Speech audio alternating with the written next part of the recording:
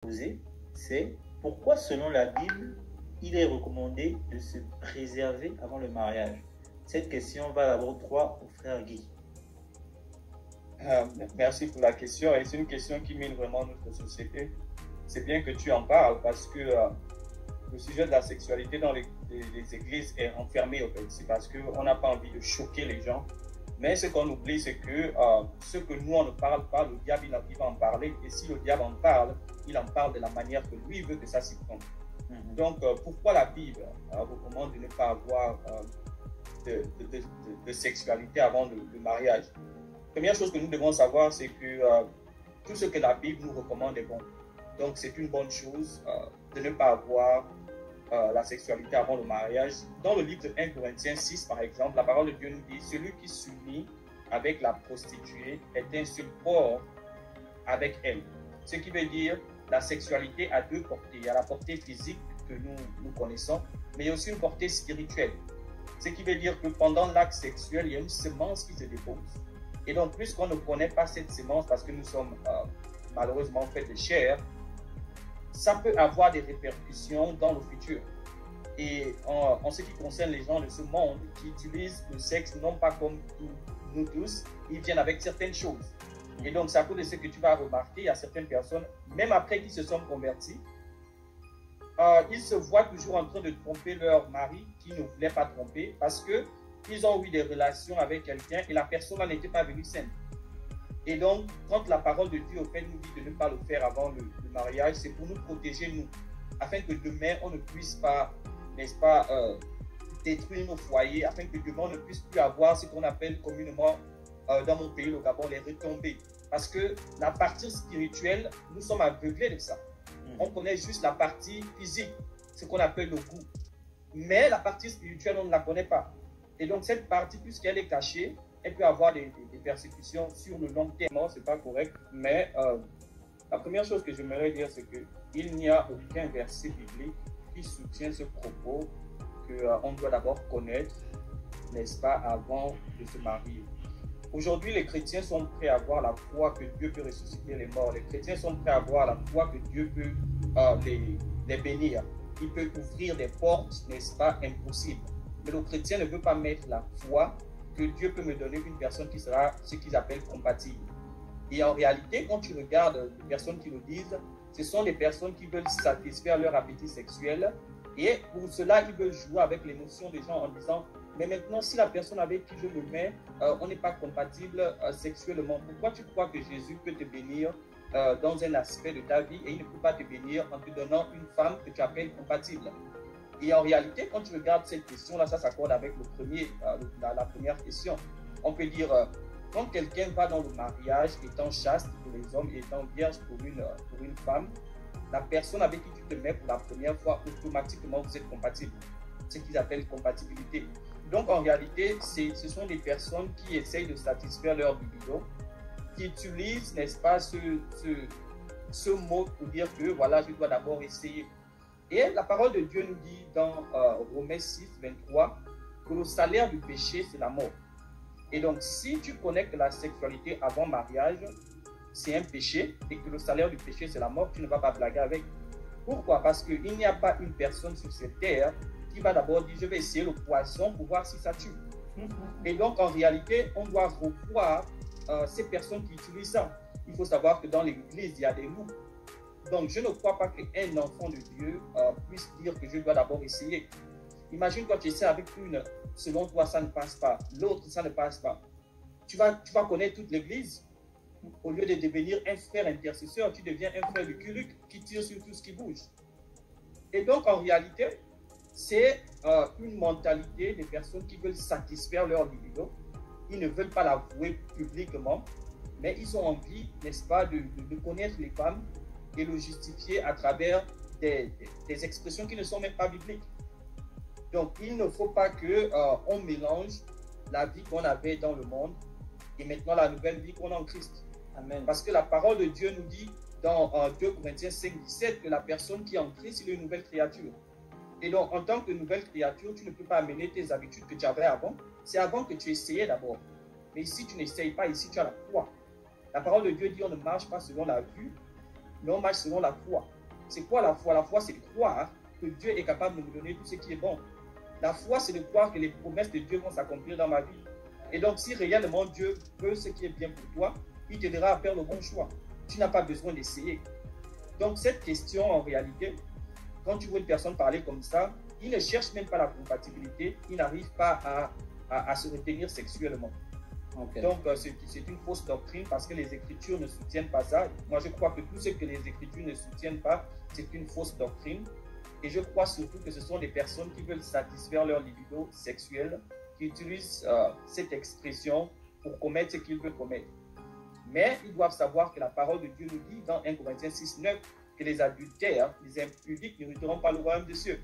Et donc, on doit vraiment faire attention avec cet aspect sexuel qui mine vraiment notre société et qui est en train de s'infiltrer dans l'Église. Exactement. Et ça t'expose à beaucoup de choses. J'aimerais ajouter que le livre de Éphésiens 2 nous dit, parce que beaucoup de gens utilisent souvent ce verset pour dire que, voilà, nous sommes sous la grâce, c'est-à-dire que personne n'est parfait. Le livre d'Éphésiens 2 nous dit, c'est par grâce que vous avez été sauvés par le moyen de la foi. Mais après, le livre continue en disant que nous sommes l'œuvre de Christ, nous sommes l'œuvre de Dieu, créée en Jésus-Christ pour produire des bonnes œuvres. Donc, en réalité, on n'est pas sauvé par nos bonnes œuvres, mais on est sauvé pour produire des bonnes œuvres. Donc, les bonnes œuvres dans notre vie n'est que le résultat du salut. Donc, en réalité, quelqu'un qui ne produit pas les bonnes œuvres, on doit se questionner sur son salut. Parce que le salut, ce n'est pas seulement de dire « je reçois Jésus-Christ comme Seigneur et Sauveur ». Mais le salut, c'est la nature qui change.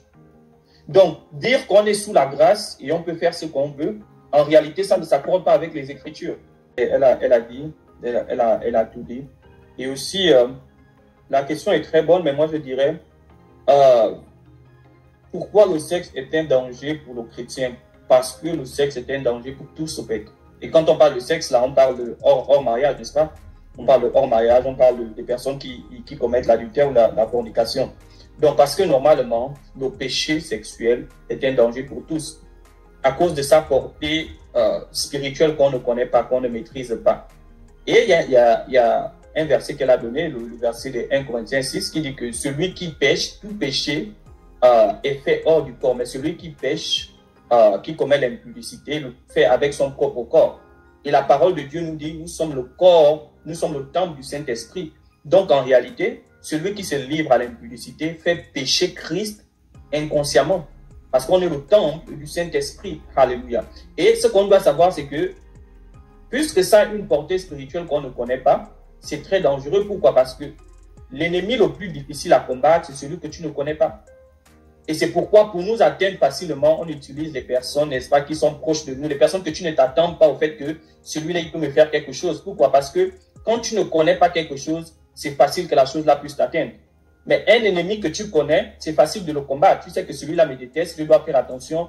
Si je pars manger chez lui, je dois regarder s'il va mettre du poison. Mais quelqu'un de ta famille, tu ne te doutes pas au fait. Parce que tu te dis, non, il ne peut pas faire ça. Et c'est ça le sexe au fait. Parce que nous, on se limite à l'acte physique. Mais la portée spirituelle, on ne la connaît pas. Et donc, le sexe est vraiment un destructeur. Et la parole de Dieu peut nous montrer ça. On prend l'exemple de Samson. Samson, les lions n'ont pas pu le déchirer. Des armées n'ont pas pu le vaincre. Mais c'est le sexe qui l'a anéanti. Et donc, tu vois que le sexe a cette portée, que là où les hommes ont échoué, le sexe peut réussir. Et donc, l'une des autres choses que je dis souvent, pourquoi le sexe est dangereux, c'est parce que le sexe est l'un des seuls péchés qui s'accompagne d'un plaisir. Quand tu es dans l'acte sexuel, il y a un plaisir, il y a une satisfaction.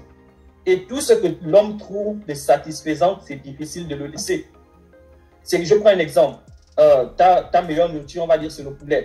Tu as grandi en mangeant le poulet de 1 an jusqu'à 35 ans. Après, tu te convertis, on te dit, manger le poulet, ça devient un péché.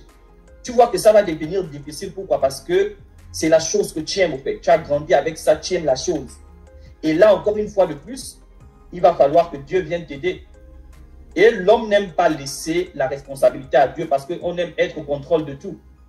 Et c'est ça, au fait, qui nous anéantit en ce qui concerne la sexualité, parce qu'on se dit, je peux le faire. Mais en réalité, tu ne peux pas le faire. Si tu pouvais le faire, tu n'aurais pas besoin de Dieu.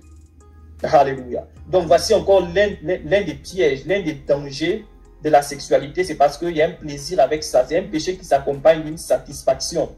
Et c'est difficile à le laisser parce que tu penses encore à tous les souvenirs. Et c'est un autre danger parce que, comme je l'ai dit, ça a une portée lointaine.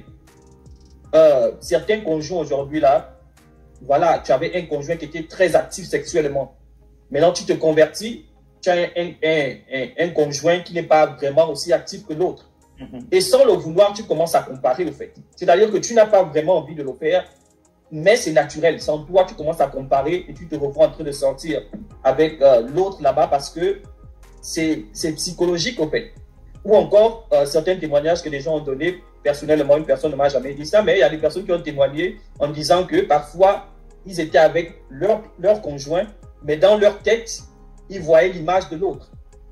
Et tu vois que là, maintenant, ça a une portée sur le long terme. Un acte que tu as fait en un jour, comme on le dit souvent communément, les 5 minutes que tu as fait là, ça va affecter 50 ans de vie. Et donc, c'est à cause de ce que c'est dangereux parce que c'est un acte de 1 jour, de 1 minute, qui va tuer toute une vie, en fait. Donc, c'est à cause de ça aussi que je peux dire que le sexe est un danger, non seulement pour nos chrétiens, mais pour tout être humain.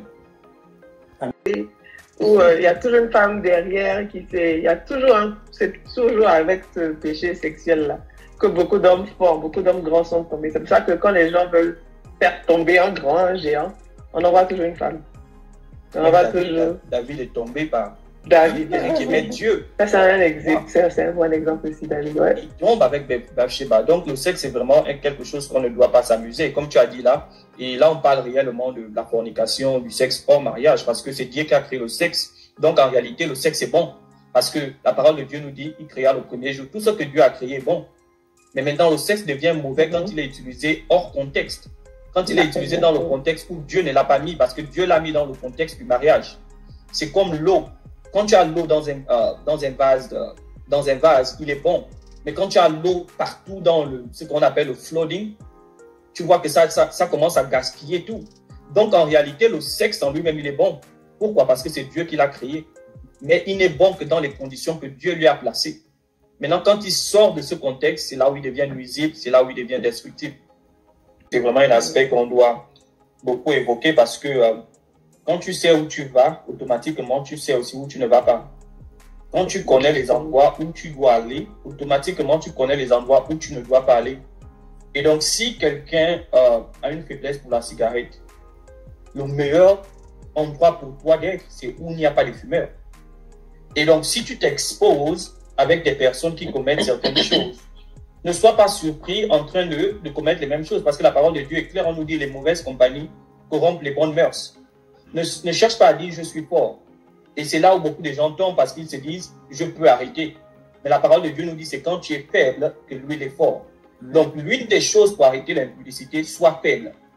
Ce sont les faibles qui gagnent dans l'impudicité. Pourquoi? Parce que le faible dit oh je ne vais pas partir, pardon je ne vais pas. Mais le fort il se dit j'irai et Dieu va m'aider. Ou encore j'irai mais je vais montrer à la personne que là moi je ne vais pas tomber. Et c'était ça la différence entre Samson et Joseph. Samson, il a joué au fort, il est tombé. Mais Joseph, il a joué au faible, il a fui devant la femme de Potiphar. Et donc, en réalité, pour vaincre aussi le péché, il faut être faible.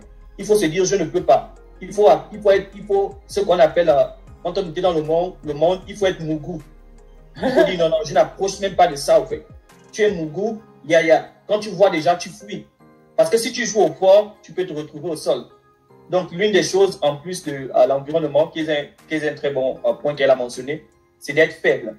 Ne cherche pas à vouloir aller et dire que Dieu va m'aider. C'est comme une femme, un homme t'invite, tu sais les intentions qu'il a. Mais tu es en train de prier que Seigneur, où je suis en train d'aller, fais en sorte que rien ne se passe. Non, n'y va pas. Pourquoi tu pries et non, n'y va pas, reste. Dis non, moi je préfère ne pas partir au jeu. Parce que quand tu vas, ne dis pas que Dieu aide-moi là-bas. Non. Donc c'est aussi ça l'intelligence. Je pense que l'intelligence aussi est un aspect pour arrêter ce genre de choses. Sois intelligent dans ce que tu fais.